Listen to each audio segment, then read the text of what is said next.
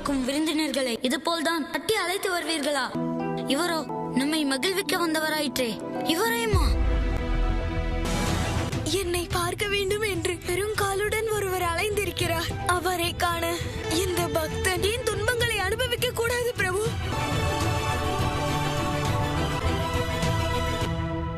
ஆமா, அந்த வானர சிறுவனை விட்டு விலகிச் செல்.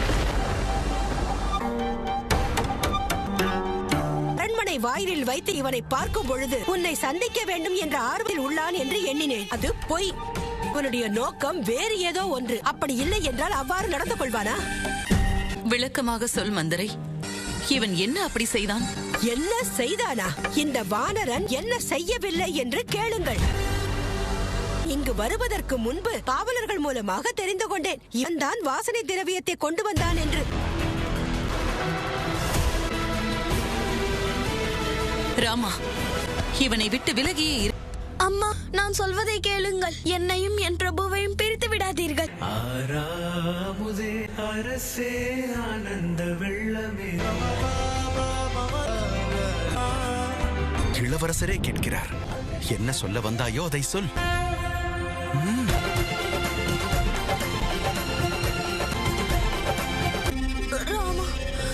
ராமா, புறப்படு என்னோடு. இதோடு இவன் உறவை துண்டித்துக் கொள். போகலாம், வா.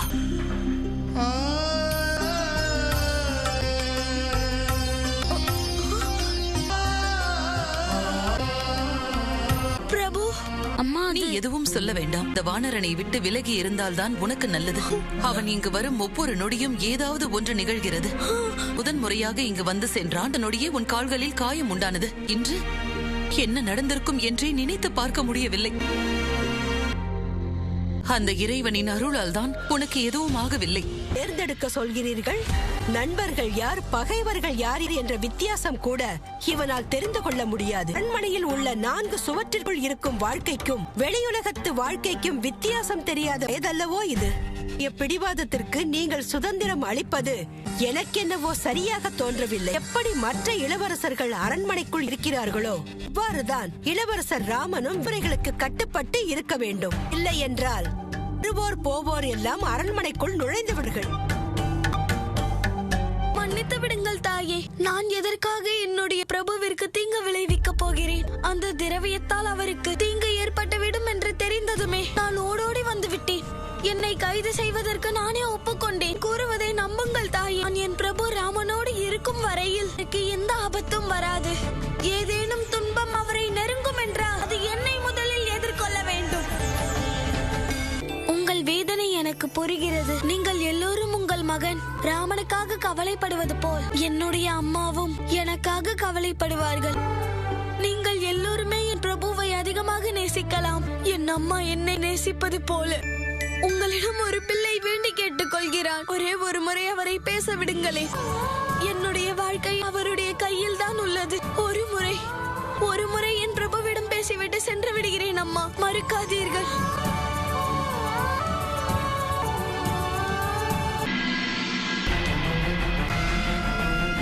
எதை எண்ணி நாம் பயந்தோமோ அது நடந்துவிட்டது தேவேந்திரா. அனுமன் ராமனிடத்தில் அவன் அம்மாவை பூமிக்கு அழைத்து வருவதற்கான வழியை கேட்பான். அவரும் வழியை கூறிவிடுவார். ராமனுக்கு எதுவும் தெரியாதென்று சொல்லிவிட முடியாது. ஏனென்றால் அவர் திருமாலின் வடிவம் தானே. அதை நாம் மறந்துவிடக் கூடாது. அனுமனின் பயணம் நிறைவு பெற்றது இந்திரதேவனே. தோல்விகளை எதிரிகளுக்கு பரிசளித்தே பழக்கப்பட்டவன் தேவேந்திரன். நான் இருக்கும் வரையில் அந்த அனுமனின் பயணம் என்றும் நிறைவடையாது. ஏனென்றால் இந்த வானரன் ராமனிடத்தில் தஞ்சம் புகுந்து விட்டால் அவனுடைய சக்தி நம்மை காட்டிலும் அதிகமாகிவிடும்.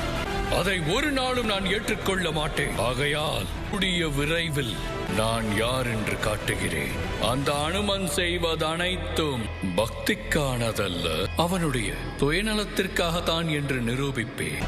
அவன் அம்மாவை அடைவதற்கு தான் இவை அனைத்தையும் செய்கிறான் என்று சொல்வேன். அனுமான், நீ உன்னை ஒரு சிறந்த பக்தனாக காட்டிக்கொள்ள எண்ணுகிறாய். அது ஒரு பொய் என்று இந்த உலகிற்கு நான் உணர்த்தியே தீருவேன். சொல்லு அனுமன்.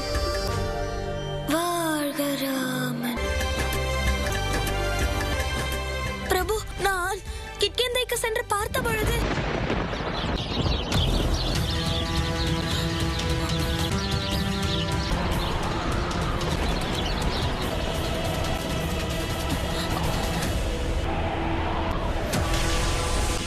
மின்னல்கள் மின்னட்டும்.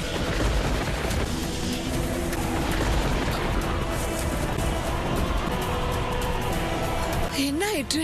ஏன் திடீரென்று காற்று இவ்வளவு வேகமாக வீசுகிறது? ராமனை ஏந்திய அனுமன் அக்கில் ராமனை வைத்த அனுமன் சொல்லில் அவனே எல்லாம். கை இழந்தவன் கை போலாங்க இடுக்கண் களைவான் அனுமன் அவனே. ராமா ராமா அது மந்திரம்.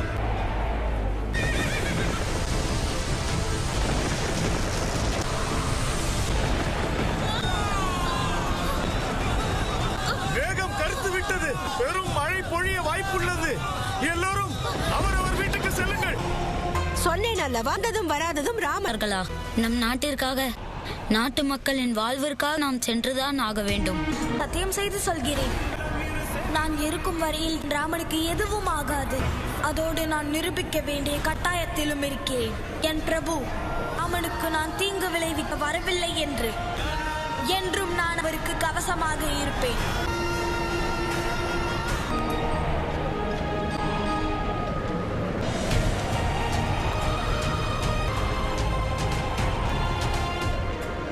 நீங்கள் எல்லோரும் உடனடியாக இங்கிருந்து பாதுகாப்பான இடத்திற்கு செல்லுங்கள். நானும் உங்களுடன் வருகிறேன் அண்ணா. இல்லை பரதா, லக்குவனும் சத்ருகனும் வேட்டைக்கு போயிருக்கிறார்கள். மக்களை காப்பாற்றுவதற்கு போய்கொண்டு இருக்கிறேன். நம் குடும்பத்தின் பாதுகாப்பிற்காக இப்பொழுது நீ இங்கு இருக்க வேண்டியது அவசியமாகிறது. என்ன சொல்கிறேன் என்றால் இது உன் அண்ணன் ராமனின் கட்டளை பரதா, ஏற்றுக்கொள்கிறாயா? ஆகட்டும் அண்ணா. அயோத்தி இளவரசர் ராமன்! அயோத்தி இளவரசர் ராமன்! வாழ்க ராமன்! வாருங்கள் பிரபு, போகலாம்.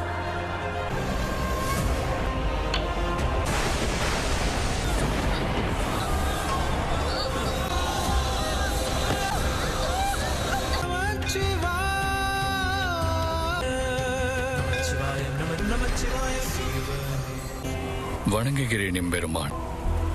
எங்களுக்கு கொடுத்த வாக்கிற்காக அனுமனுக்கு உதவி செய்யாதிருந்தீர்கள். அதற்காக உங்களுக்கு நன்றி. தேவேந்திரா, எவனுக்கு அவனுடைய இறைவனின் அருள் கிடைத்து விடுகிறது, அவனுக்கு அடுத்தவர்களின் துணை தேவைப்படுவதில்லை. உங்களுடைய ஆணவத்தால் நீங்கள் ஒன்றை மறந்துவிட்டீர்கள் என்று எண்ணுகிறேன். அனுமனுக்கு அந்த நான்முக அழிவில்லாத வாழ்வா என்று ஆசி வழங்கியிருக்கிறார். நான்முகனான நான் அட்ட சித்திகளுக்கும் நீ தலைவனாவாய் என்ற வரம் அளிக்கிறேன். உனக்கு எதிலும் தோல்வி கிடையாது, வெற்றி அடைவாய்.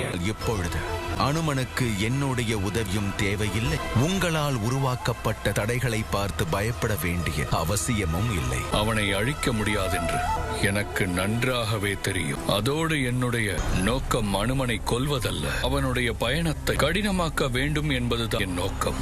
அவன் ராமன் மீது வைத்துள்ளது பக்தி அல்ல, அது நடிப்புதான் என்று எல்லோர் முன்னாலும் புரிய வைக்க வேண்டும். இதுதான் என் விருப்பம்.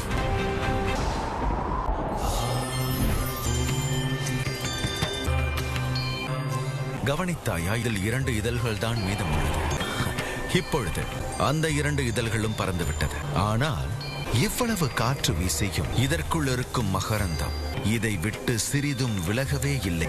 இது ஏனென்று தெரியுமா? ஏனென்றால் இதனுள் உள்ள இச்சா சக்தி வாயுவின் வேகத்தை விடவும் மிகவும் சக்தி வாய்ந்தது. இதை போலத்தான் தன்னுடைய கோபத்தை கைவிட்ட அனுமனும் சக்தி வாய்ந்தவனாக மாறிவிட்டான். அதிசக்தி வாய்ந்தவன். அவனுடைய இறைவன் ராமனிடம் சென்று அடைந்து விட்டான். அவர் அன்பையும் முழுமையாக பெற்றுவிட்டான். தெரிந்தோ தெரியாமல் இதற்கு நீங்களும் ஒரு காரணம். உங்களுக்குள் எழுந்துள்ள அந்த கோபம் இருக்கிறதே, அது இறைவனுக்கு இடையில் பக்தனுக்கு இடையில் உள்ள நெருக்கத்தை அதிகரித்து விட்டது. தாங்கள் சொல்வது எனக்கு புரியவில்லை. புரிந்து கொள்ளும் பக்குவத்தில் இல்லை தேவேந்திரா. இருந்தாலும் சொல்கிறேன். இந்த தாமரை பூவின் விளக்கத்தை சொல்கிறேன். இதை எவன் ஒருவன் சக்திகளை கொண்டு நீரில் அழுத்துவதற்கு முயற்சி செய்கின்றான், அதை உடைக்கும் சக்தியோடு இந்த மலர் எழும். அத்தனை சக்திகள் இந்த மலருக்கு உண்டு. அது நீரின் மீது மலரவும் செய்யும். அதே போல்தான் எவன் ஒருவன் பக்தனையும் இறைவனையும் விளக்குவதற்கு முயற்சிகள் செய்கின்றானோ அவர்களின் உறவு அவனுக்கே தெரியாமல் நெருக்கமடையத் தொடங்கும். அங்கு கவனித்தாயா தேவேந்திரா?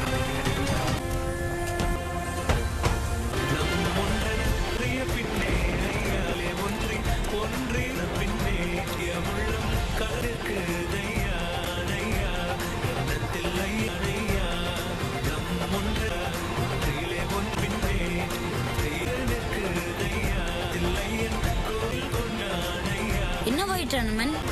ஏன் நின்று விட்டாய்? விரைந்து சென்று நாம் அதை... நாமில்லை பிரபு, நான் மட்டுமே செல்வேன். பக்தன் இருக்கும் பொழுது இறைவன் எதற்காக சிரமப்பட வேண்டும்? நீங்கள் இங்கிருந்தபடியே கட்டளையிடுங்கள். நான் தனியாளாக சென்று அந்த சூறாவளிக்கு இந்த பாடம் புகட்டுகிறேன். ஒன்றிய பின்னே ஐயா ஒன்றி ஒன்றான பின்னே ஒன்றிய உள்ளம்